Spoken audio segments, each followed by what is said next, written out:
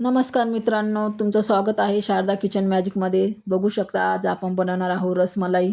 तुम्ही बघू शकता एकदम छान आणि एकदम सुंदर बनलेली आहे, खायला एकदम टेस्टी. आता मी घेतलेली आहे एक पॅन, त्याच्यामध्ये घातलेलं आहे दूध.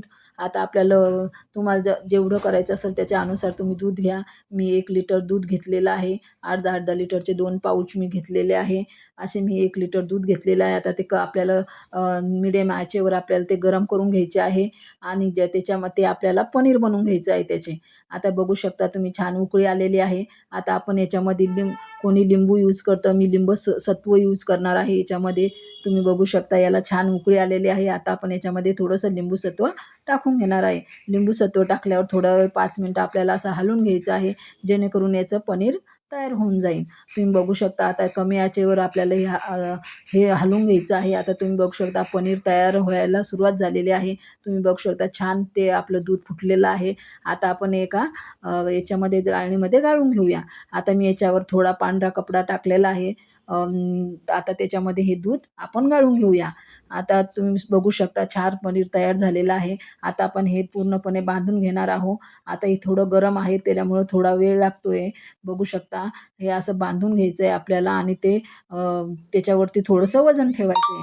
आता त्याच्यावर वजन ठेवून थोडा वेळ आपल्याला ते बाजूला ठेवायचं आहे. आता मी परत ते कढई घेतलेली आहे. त्याच्यावरती दूध घातलेलं आहे 1 लिटर. आता आपल्याला ड्रायफ्रूट काटून घ्यायचे आहे. आता आपल्याला ते दूध घट्ट होईपर्यंत आपण ड्रायफ्रूट काटून घेऊया.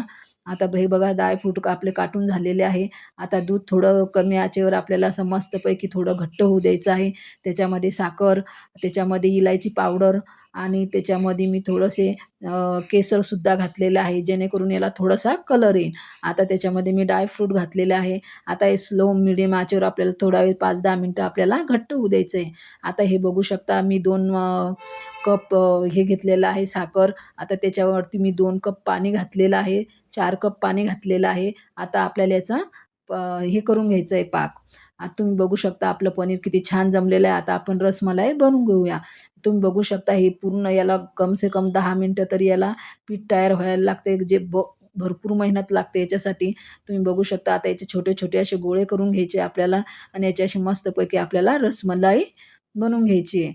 हे बघा आता ही रसमलाई आपण पूर्णपणे बनवून घेतलेलं आहे. आता पाकामध्ये आपण याला सोडून देणार आहे. आता याच्या बघू शकता तुम्ही किती वरती तरंगलेले आहे. छान फुगतात ह्या. आता हे पूर्णपणे आपल्याला त्याच्यात टाकून घ्यायचं आणि त्याच्यावरती 5 मिनिटं झाकून ठेवायचं आहे. आता झाकण झाल्यानंतर तुम्ही बघू शकता आपली छान हे फुगलेलं आहे रसमलाई. आता आपण हे एका बाउलमध्ये काढून घेऊया.